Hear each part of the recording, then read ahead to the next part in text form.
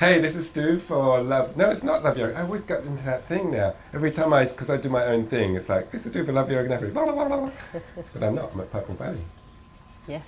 Hi. Hey, this is Stu and I'm at the beautiful Purple Valley and I'm here with Petri and Wambui, which is fantastic because you bring such a calmness and a cool and sort of compassionate energy to the place when you come.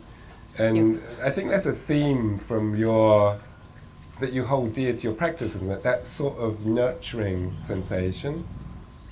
Mm. Either of you can talk. This is the trouble we're going to find because we're interviewing both of them at the same time and they're going to be too polite to talk in front of one or the other of them. So, Wambui, I will talk with you first maybe. So, I get that from the practice is that you both really feel that it's important that everybody is comfortable with what they're doing, doesn't feel that they need to be doing more or perform in a certain way. Right. And they all feel looked after. When I talk to people, they all sort of say, I feel so sort of nurtured. And is that something that's evolved between you or that you've got from Petri or that was in you already? I think both, a bit of both. I would say that when I started, I met Petri quite soon after I started Ashtanga. Yeah. And so what I've essentially learned, the majority of what I've learned from the yoga practice and also about assisting in the Mysore room has come directly from him.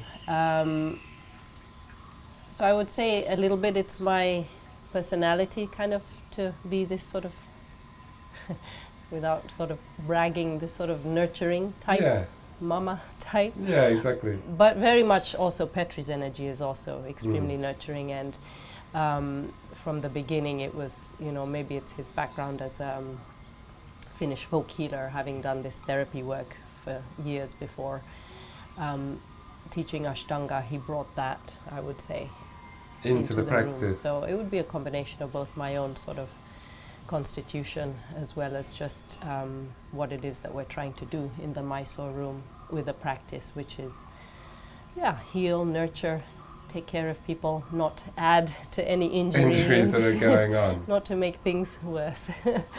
So yes, I would say, but Petri is definitely very much this sort of he has this sort of known for his healing aspects, and calmness and calmness, and so I just try to also follow in that way, and it seemed to be quite a good fit.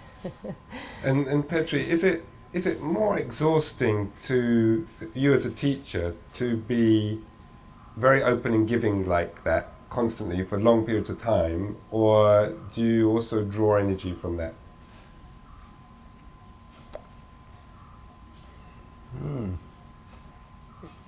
This the calmness and giving, it creates the meditation, like meditative environment to the shala. It's like it becomes like a temple-like place. That is already healing, so we don't have to do so much healing work because the quietness and the practice itself is already healing. Yeah. And we also like to give lots of space for the people. So like it's also students' responsibility to do their practice and understand it. And it's not only that we go there and we are like a coach. Yeah, hand like ourselves over to there, you. like it's more like we're guiding and we are serving people. It's not this like a teacher with the ego there, like want to be the one who knows everything, but like give space and freedom, and when people kind of get it and feel like now I'm in a place where I'm accepted as I am. Nobody's pushing, but people are still helping. It creates that kind of beautiful space, which is also giving for us. We are not working so hard, I would say. I think you are when you come in with just me. Yeah, you know, even those adjustments, they're peaceful adjustments. They're like not quick, and No, even steady you sometimes and so. need to use strength, but and it can be hard, of course. Hard but soft at the same time. That's what I noticed. Yeah. I mean, I'm Yeah. difficult to manhandle, but so you need a bit of force. But as you say, it's very slow, and you never feel rushed, and you never feel that you're in the wrong place or going to wobble or anything like that. You feel absolutely 100% grounded and Yeah. relaxed, and that comes from your calmness, I think. Yeah, and long experience of doing that adjustment for like some thousands of times. Right? It's not always. There's always some body types which are new. Yeah. You go to give adjustments like, wow, it doesn't work with this body, and you have to figure out how to do it. Yeah. So it's with working with Wambui is just sometimes when we find the good connection and there's a nice flow, it's really this energy flow. Effortless. When like you're walking and you like you're almost feeling like you're in the right place and the right time. When the student needs you, are there. You're standing already. Yeah. It's not really. It happens from doing it so much. Experience. And Experience and giving the space and not running. We always try to walk very slowly and peacefully. Like somebody told that it looks like we do mindful meditation when we in the room. in the room. There was a picture of the lead class, and Petri had his hands behind his back, which was the technique that we had been taught, and he was sort of walking very purposefully, and it did look like he was exactly practicing. like that. But I would say it gets exhausting and a bit draining if somehow someone is maybe not getting it or receptive to it, Yes. and so there's a little bit resistance there. So in that way, it's a little bit like. So once you get the sense that they really have understood our approach and it's working for them, and you see the process and they're really taking it and enjoying it, then it's that's nice. It's a so two-way street. Yeah, I can see that. So. And what about working together? Because there's not every couple could work together. Does that present its own challenges? We're going to talk about family in a sec, but just the dynamics between the two of you seems fantastic in the room. But was it something that you had to foster, or did it just come very naturally right from the word go? Well, the shala is the place where we are not the. Well, we are the teachers. We are not. Yeah. Of course, we are the,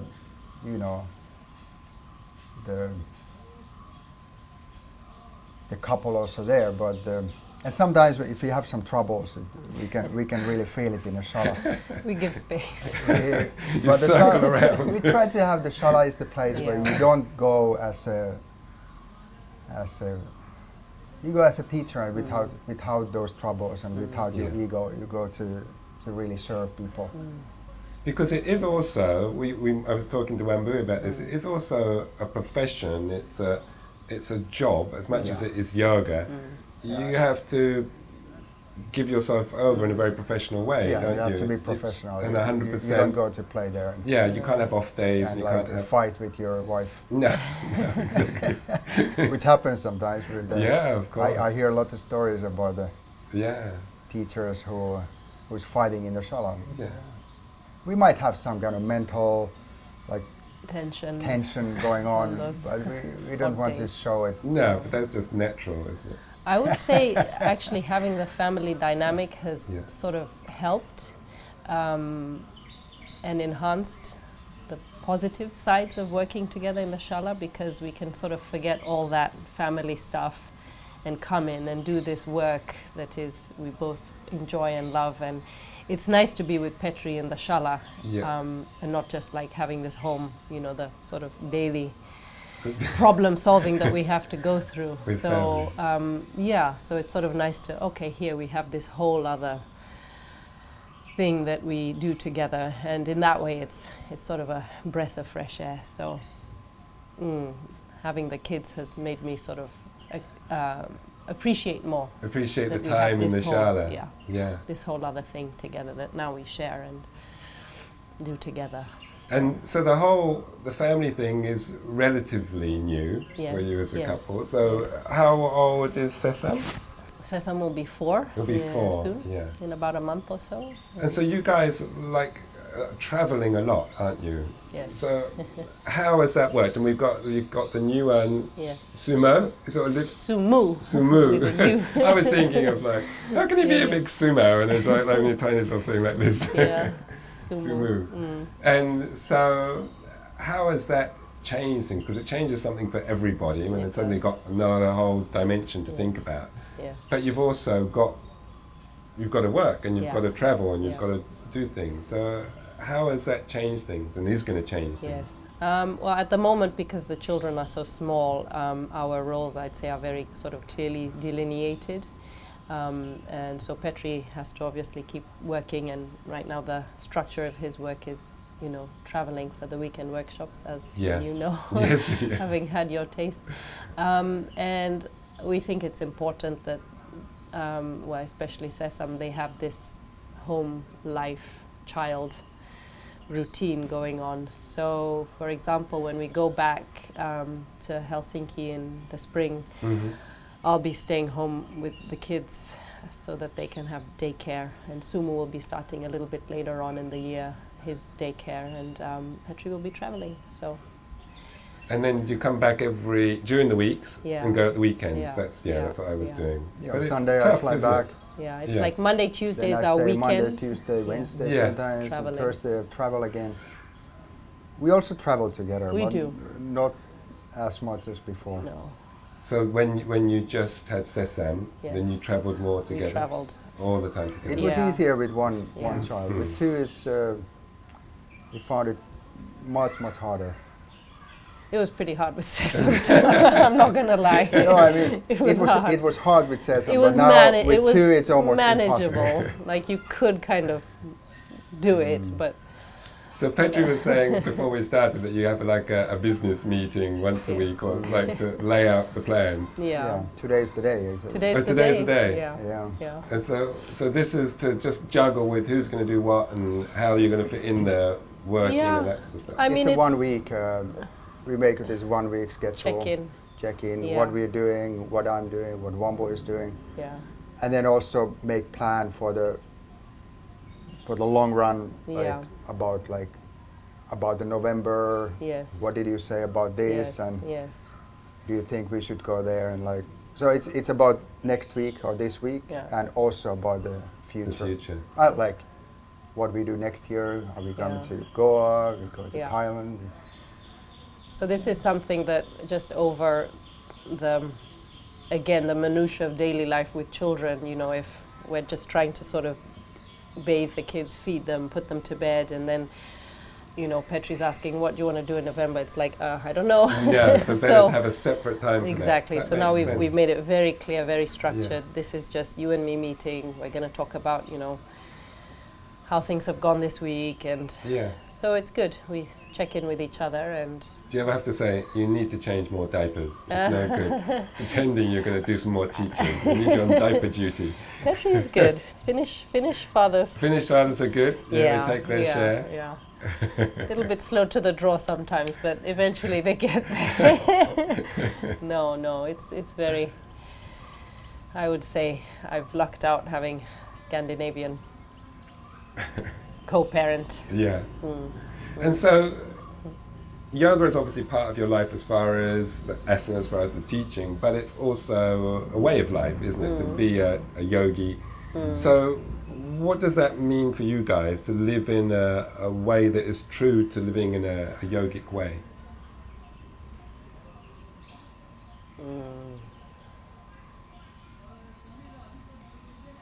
Looks like you're up first, Petri. Yeah. So what it means, it's pretty much yoga and yoga philosophy. and then of course it's the family life. But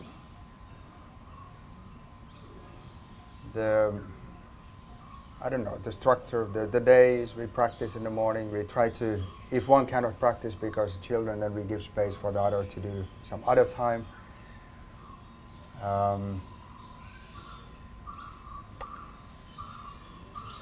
Well, it's lots about, yeah. Then we have what we read is usually somehow related to yoga. What we eat is related to yoga. So are you Yeah, vegan or vegetarian or? We are vegan? vegetarians. Vegetarian. We quite a lot vegan. But when it comes to India, Yeah. there is Some flex space. sometimes we have. Well, it's vegetarian then. Yeah. I don't know. It's yeah. I think it's quite normal yogi life, you know. But as far as maybe I'm angling from the philosophical side of things, is there a way that you approach things or the way that you want to bring up the children because of what you have in your mind or the sort of environment you want to create? Yeah. So we like Sesame is going to this private daycare. There's only about 10 kids. Maximum. And they're really amazing. They take care, they tell if there is any problem. We have meetings quite often. And so that way it's like really taking care, the diet.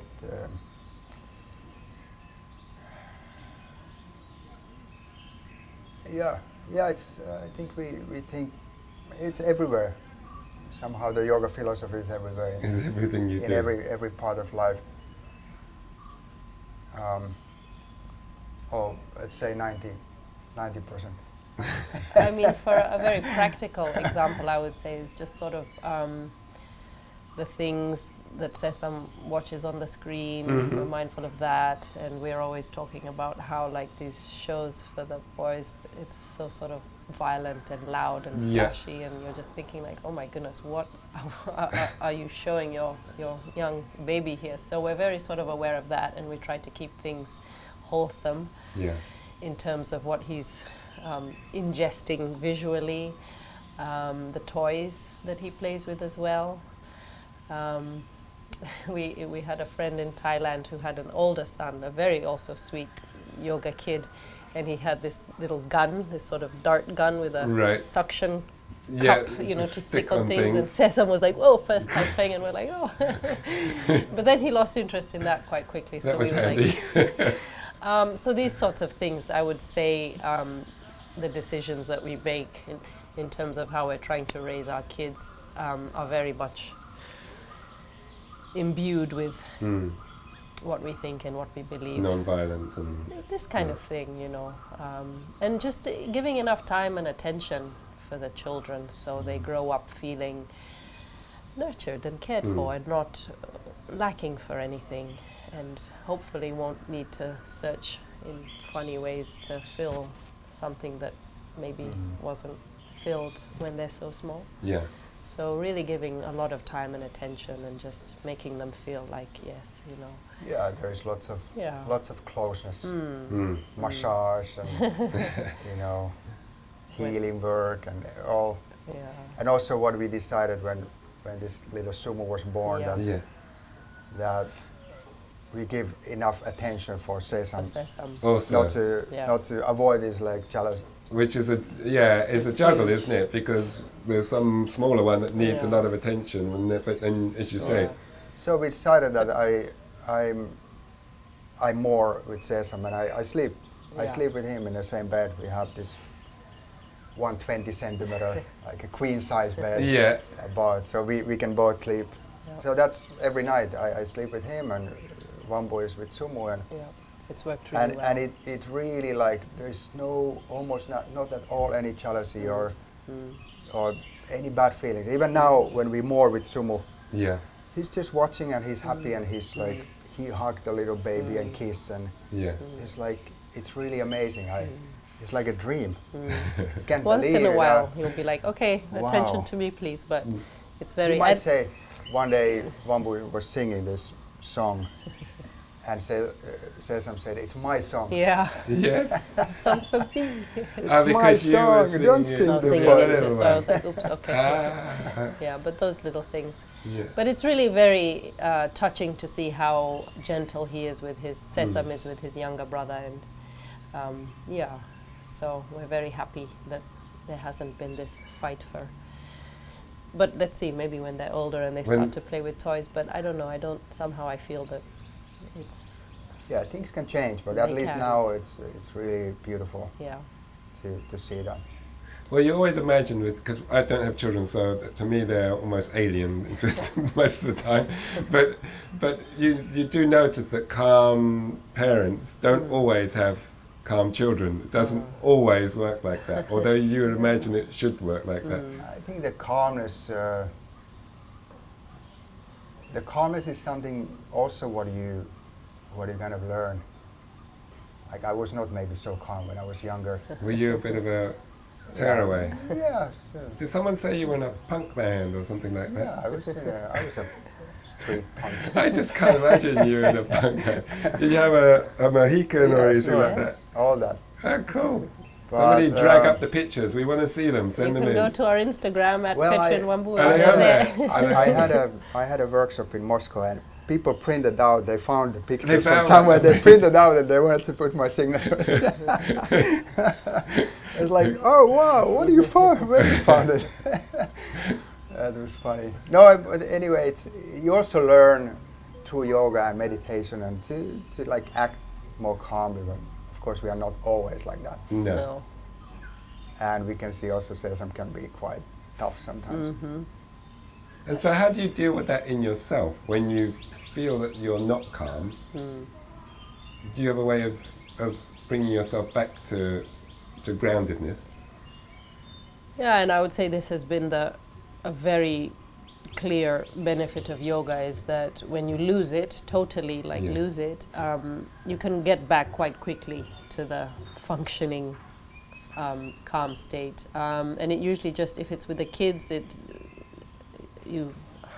the partner is there, then okay, please take the kid, I need to go take a breather, and just like have to sit and breathe for a little bit and maybe sit down and have a sip of tea or whatever, and then quite quickly you can get back and do what needs to be done. So I would say that as a parent, that is a very clear benefit of the yoga, is that how quickly can you get back up. And Because it's going to add its challenges, isn't it? It's going to get those emotions going. Oh, totally. Yeah, cannot be avoided.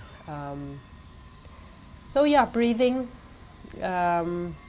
We have started doing seated meditation as part of like our a practice. formal outside of the practice? Yeah, or a formal one. So we make sure to give each other the time to do that.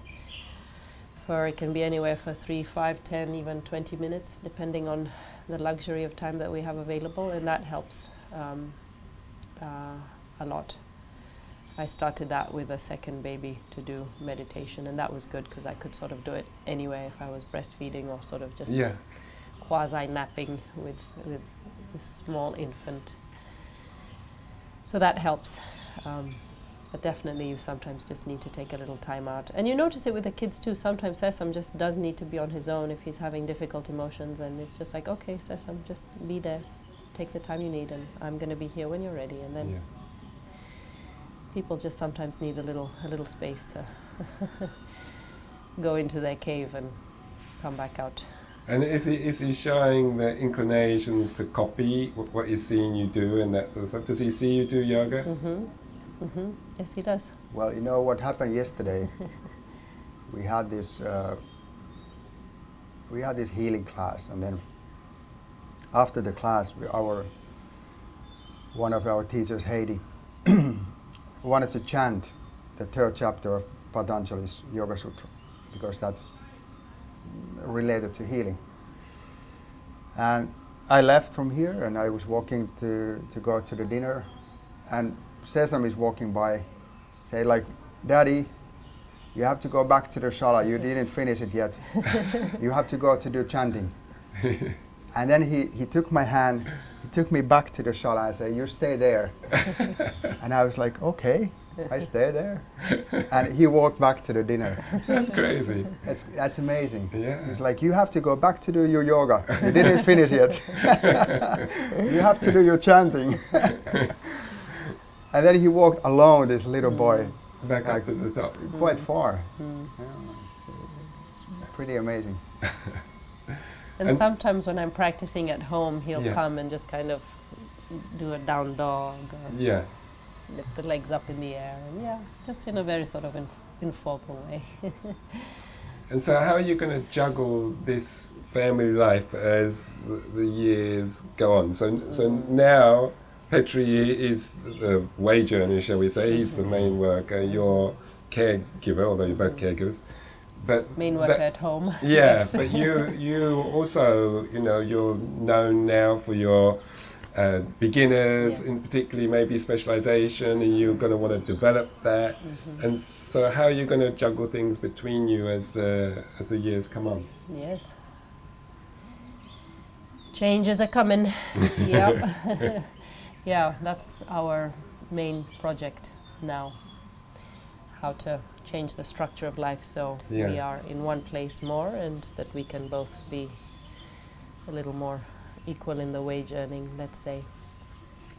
Because how many weeks of the year are you traveling, Petri? Is it like constant?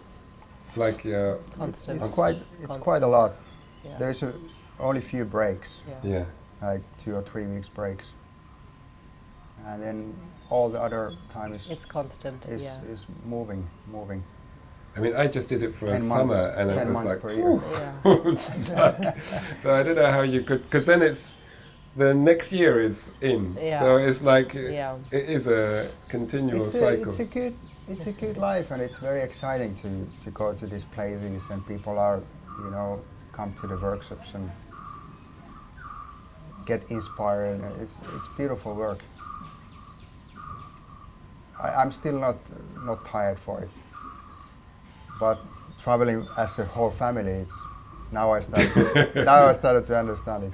It's too much. And But so, we will still do it even in this coming spring. We will do some of the trip together. Yeah.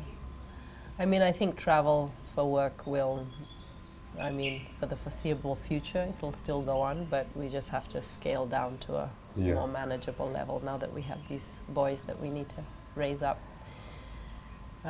So we will do what we have to do. adventures await. Yeah, we don't really know exactly where and how, but We're trying to find a good location. we are planning. And so, like with all working couples, Yeah. what impact does that have on your practice, on your time-wise for practice, and the mindset as to what you want to do with it? How is that sort of? Well, Petri, you've been doing it also for ages. You've been traveling for ages. So, can you maintain the level of physical practice that you want to while you're traveling, or No. you've had to change your goals? No.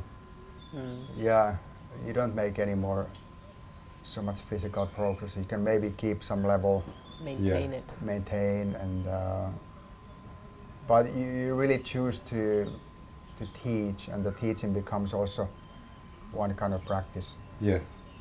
So then there is teaching practice and asana practice. And you also make lots of progress in that teaching practice, like all the time. All the time developing on the path. So. And Wambui, for yourself, this As well, same. So, because the baby is quite heavy, I've had a lot of back pain here from carrying him on one side, as you know. It feels better. Good. And I've been carrying him on the left side, as we talked about. But so yes, as far as I'm concerned at this point, I'm just maintaining the health of my back, Yeah. trying to develop again the strength in the core and the pelvic floor, and thinking very little about getting my series back and this kind of thing. For now, I mean, I have hopes that down the line I'll be able to practice more consistently and excuse me, but right now it's just using the asana practice to keep the health of my body and mind as well, and not thinking at all as much as about making progress in that place in that right way. now. Yeah, it's a sacrifice for sure, but you know, and I think with the second baby, I would say the family life obviously gets harder, or you know, more responsibility and less time.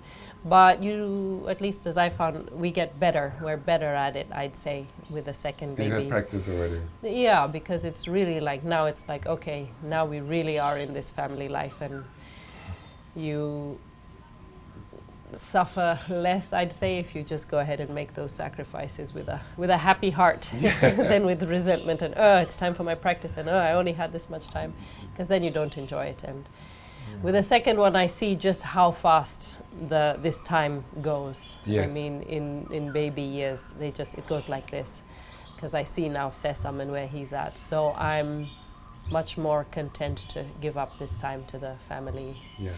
And just in the future, I'm hoping, yes, there'll be some more time back on the mat and doing the asana. Doing the asana.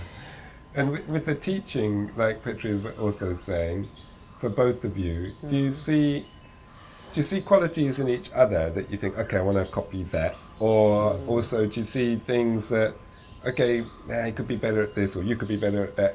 Do you talk to each other about the teaching aspect, or observe each other in that way? That's a good We question. do it. I don't want to cause any family friction No. here. I don't know if we do it. I don't know if we do it so much in the shala, but we do it more Outside. Oh yeah. Like there is sometimes Wambui says, okay, Petri, Move aside. move. I'll take. You cannot this one handle over. this. And sometimes it's other way around. Yeah. It's, Yeah. I'd say, yeah, you're right. Not, as teaching, maybe not so much. Maybe more just because I've learned from him all that I know in the shala. So, and it's been working well. So I'd say there's some harmony there. And but as co-parents, as a married couple, there are definitely aspects where we give feedback on, let's say. That's a very good And way of it's putting also it. like, wow, thank you for giving me that insight, because this is an area I'm weak in, and so I appreciate your perspective, and then vice versa. Yeah. So in that way, Do you play good cop, bad cop? Or are you both good cops? Yeah, we play good cop, bad cop, I'd say, and we just have our different also cultural perspectives on raising kids, and our own sort of areas in which we are naturally just better at, that we handle. I'd say the day-to-day, I'm more the taskmaster. The lawgiver. Yeah. But then when Petri gets angry, then Sesam really knows that, Can you put on an angry face, Petri? What does it look like? Can you frighten me? give me I've been a bad boy and I wasn't give good it a again. microphone. Yes, yeah. Do a bit of punk rock. That would calm down any child, I'm sure, yeah. I was going to say this, that now, because in the family life you have less time, and you also there's less time to move yourself, and it's more time just to be kind of stuck. So there's also need more control, like we say that the meditation has become more in our life, but also we have to control the eating, because when you practice, it's about half Yes. what it was before. You Yes. really you have to eat also half, and think about okay, there's some before I could eat this, but now you really have to think, because you gain weight so quickly. But what about the comfort eating though? Does that not go up? Because the stress. stress of the children. I think I just have that chocolate. It can, but then you have but try to balance it. Yeah. Yeah. So it's a. I never had to think about eating before. Before? I was always eating like horse. But now it's like, sometimes it's just, okay, one plate, that's a maximum. It's one plate, That's and it. put more creams and Yeah. really. Yeah. And yeah, the short practice what we do, we are not anymore sweating so much, and the body is not moving the So same you way. don't get the same sort of furnace going? No, not at all. Mm. But looking forward for the day when we are back in a longer practice, more normal. I heard you're going to have a football team. 5, 6, 7, no? Yeah. Oh Lord. Oh Lord. Maybe not. Yeah, you know,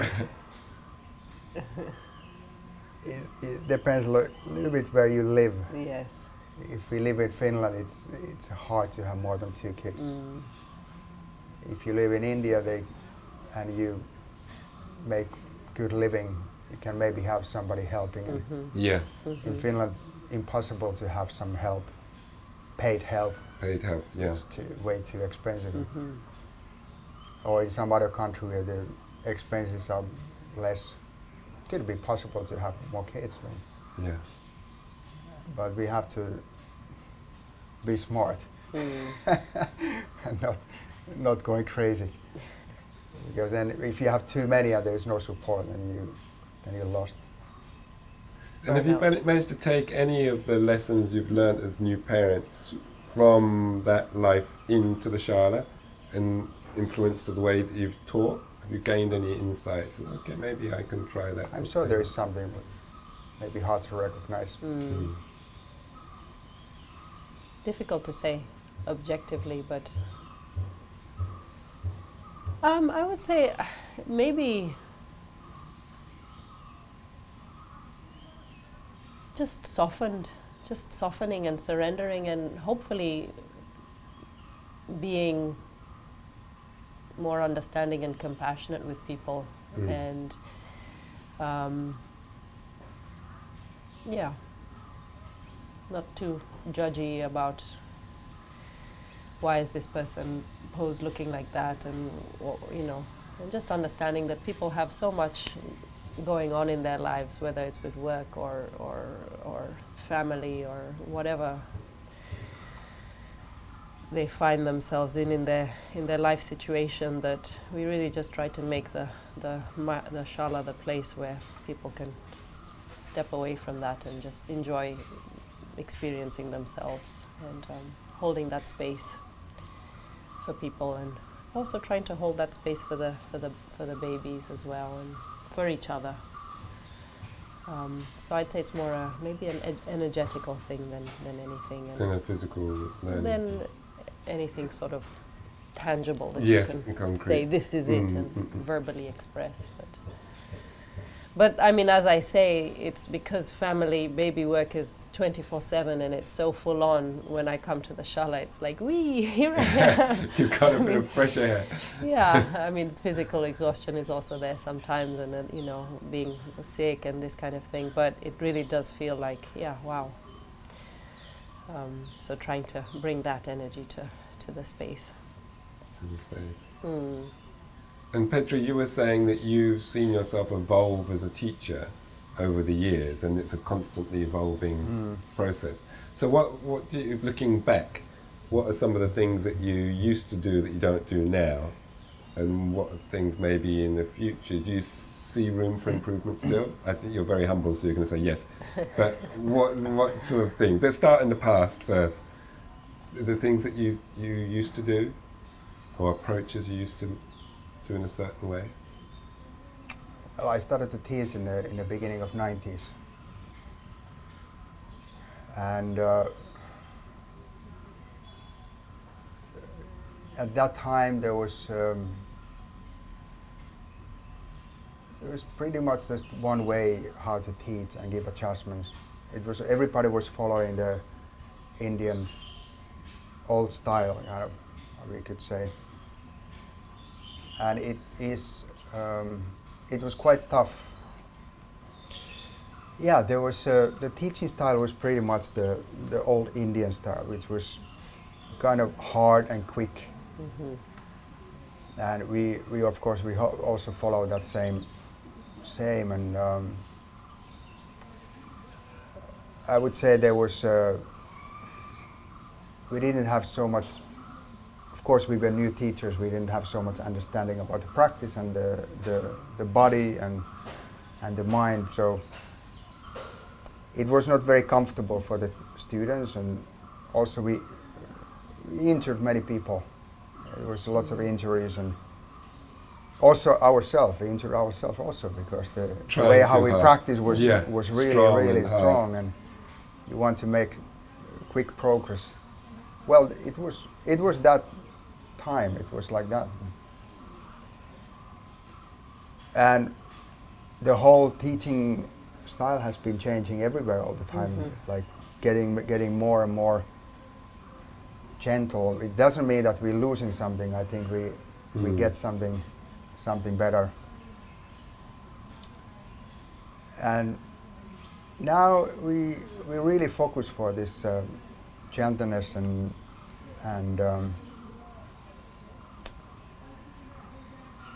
quietness. I trust more the quietness than the adjustments, I would say.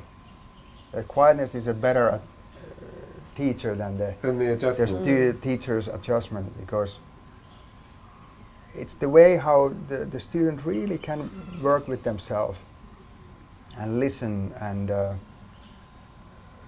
get space to open and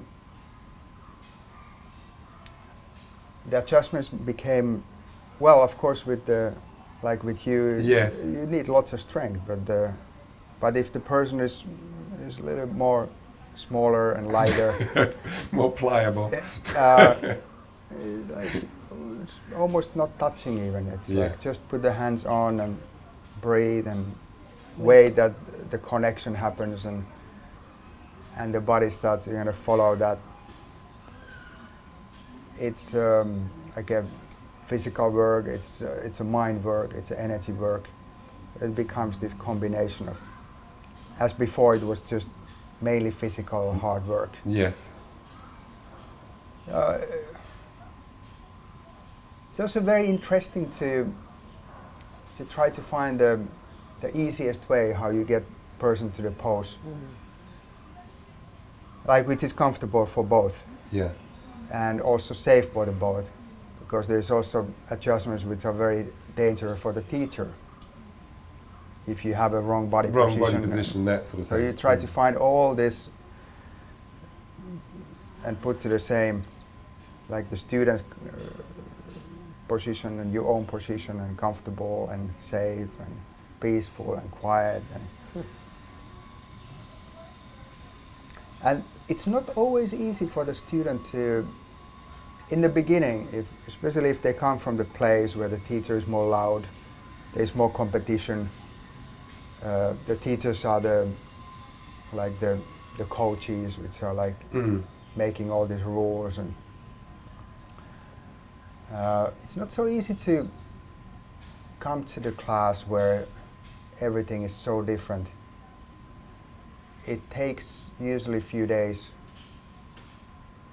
and then when the students start to feel the benefits, they're like, okay, now I understood this is really different, but it really works. Yes. That the body starts to relax, there is no pressure, there is no competition, and the healing and this therapy start to happen. It takes a few days, but then when it starts, it really works well. Wambui is saying the same, isn't it? Sometimes you meet that initial resistance which is harder as a teacher to deal with when the students are meeting you head on. So yeah, it's a bit of a game, isn't it? A juggling of energies. Yeah, I say that it's negotiation. A negotiation, yeah. You try to find that kind of way how to get in to the student's body and mind. Yeah. through all these techniques, and basically you just have to wait. Yeah. It will go through, but it might take more than that 5 breaths. It might take 10 or even more, but usually somehow it happens that the connections start to work, and the student just start to melt almost, and just move. The trust factor. The trust Is the as something maybe what we don't even understand start to happen. Yes. Yeah. Some connection which is not like, I don't know if it's spiritual or energetic or something. And so there's a lot of people that watch our videos that practice at home because they're miles from a teacher or this sort of thing. How can they foster those same sort of experiences at home? Because some people put themselves through the ringer, don't they, when they're at home? How can they get that same sort of quiet, nurturing space?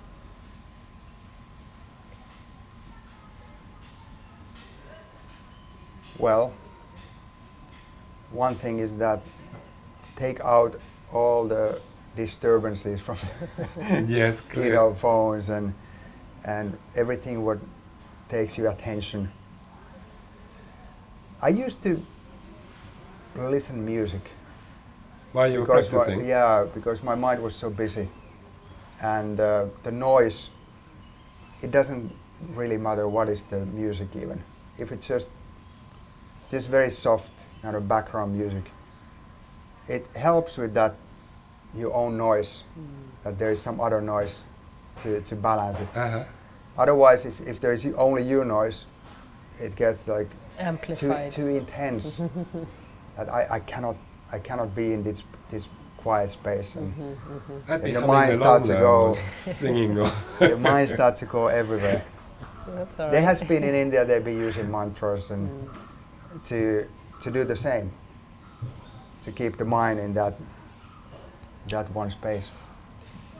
But yeah, music can be one, I would say, at home. In the yoga shala it's different because there's other people and lots of energy, you don't have to do it. But still in many yoga shalas people listen music to do it. To make people feel comfortable that there's other kind of noise. Another distraction. Yeah. And what about that sort of self-caring sort of nature or approach to the practice? Is there a way that they can be thinking more on those lines as far as the practice itself? I mean, if we just really come back to basics, if we just come back to this idea of the vinyasa and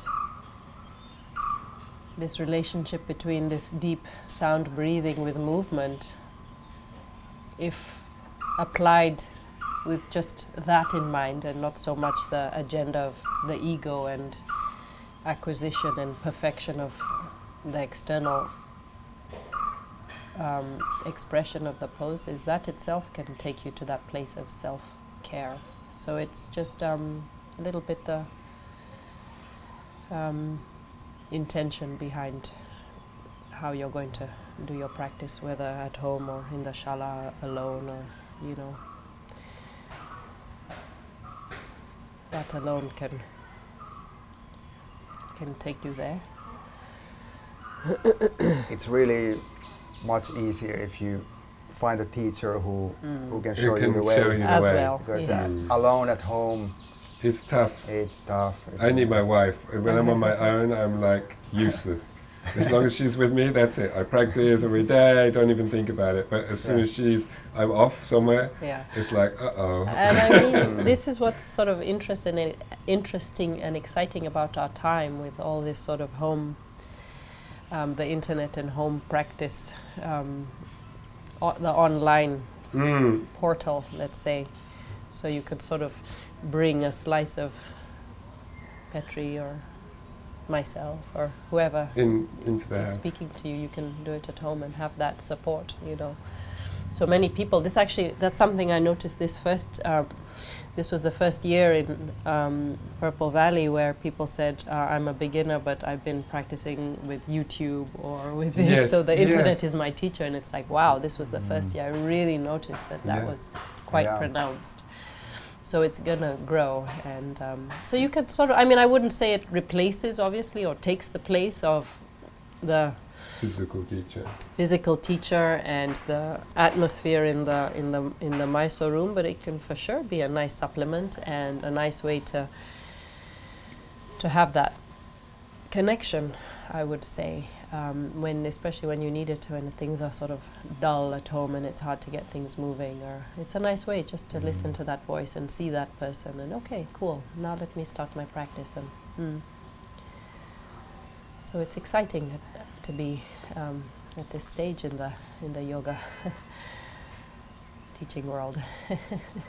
And what about when you work together or separately? Do you notice a difference in your own energies, your own dynamic when you team up, or as against when you're teaching individually?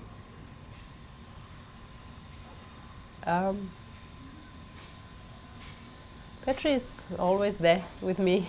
Anyway, yes. Yeah, since, I mean, I'd say maybe it's different for him, but yeah. I'd say for me at least, since I consider him to be my teacher in terms of having taught me how to teach, his imprint is very much there. And so I just try to recreate the feeling that I have when I'm in the room together. And it's been a while now since I've taught on my own, so now I'm just sort of thinking back from memory and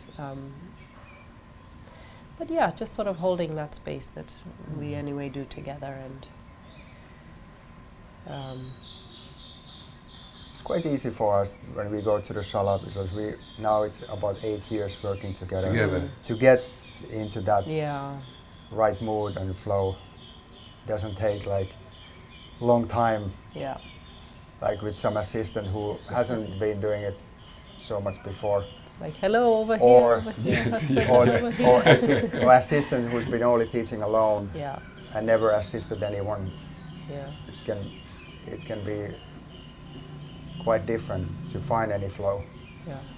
It's quite easy. Now It happens.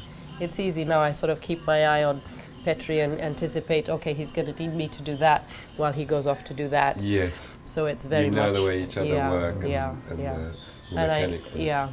So after like doing drop backs with somebody, he's going to want somebody to do the forward bend, and then he'll go off and do that. So now it's easy to sort of let each other know, like...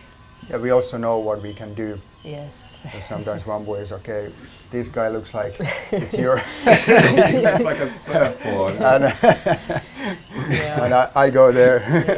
Yeah. So we can, this way. It's a lots of sign language in the shala, eyes and there. But that keeps a nice quietness though, doesn't it? Because you do know, because of course we have all sorts of teachers coming through here in their different styles, and they're all fantastic in their own ways, because that's their style and that's what they thrive in. Yes, yes. But there is something special about your style and the calmness and the quietness, which is quite interesting for me, because actually it's completely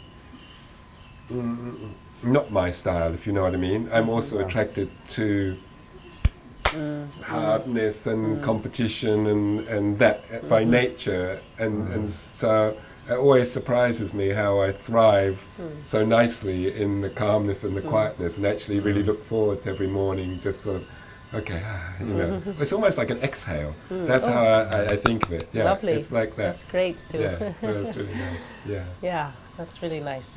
Good to hear. That's cool. So is there any last words that you'd like to...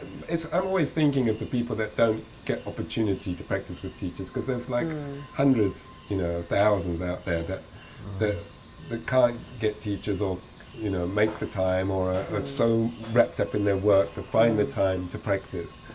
Is there anything you'd like to just say to them? We have a lot of students from the little places where there's no yoga. There's still lots of places without, there's maybe yoga but no Ashtanga. We get more people from those places, from around some remote place, some little town, and who's been working with Wambui's beginners video, or somebody just came I learned from David Svensson's video, and all. It's there's so many of these people looking who at never had a yoga class before. I met a girl, she'd done all of second using David Svensson's videos, never gone to a teacher. She had a tidy practice. Yeah. Sure. Yeah, it's one way to do it. What else? You have to find it from somewhere. Books or videos. But nothing is better than the real teacher, and longer time, 1 week or 2 weeks with one teacher to really get into that, get inspiration. That's exactly, even to just send you home with the inspiration to, okay, now I'm settled for the next 6 months, I'm on my way. No problem. Exactly. Yeah.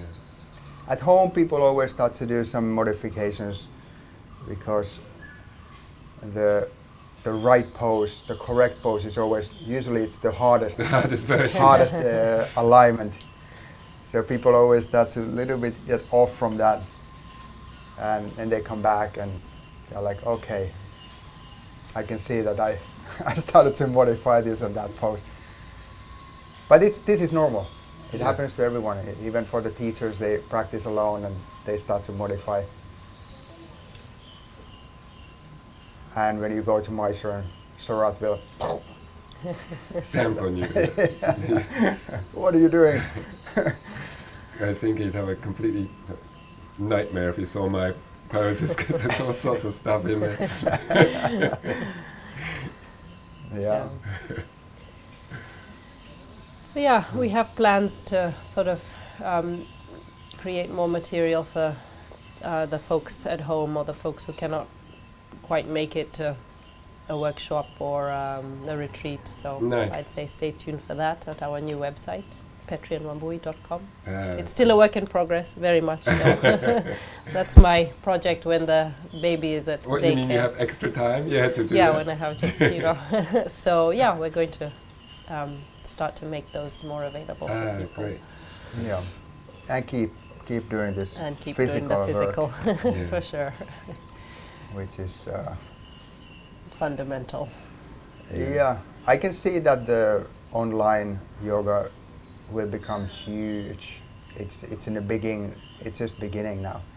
It will be huge, and all these virtual gurus and guidance and coaches, and it will be huge. There will be people almost just doing online, not going to the real yoga class. You'll have to stay at home, Petri. Yeah. But I don't know. It will be really weird to only teach online. But many people do it already. Yeah. But it's just a beautiful work where there's people in the yoga shala and you get that nice flow and there's a good energy and people are happy and nothing is better than that. And you feed off that too. Mm-hmm. Yeah, exactly. Mm-hmm. Yeah. Thank you so much, guys, for taking time out to chat with us, and good luck with everything in the future. Thank you. Thank you.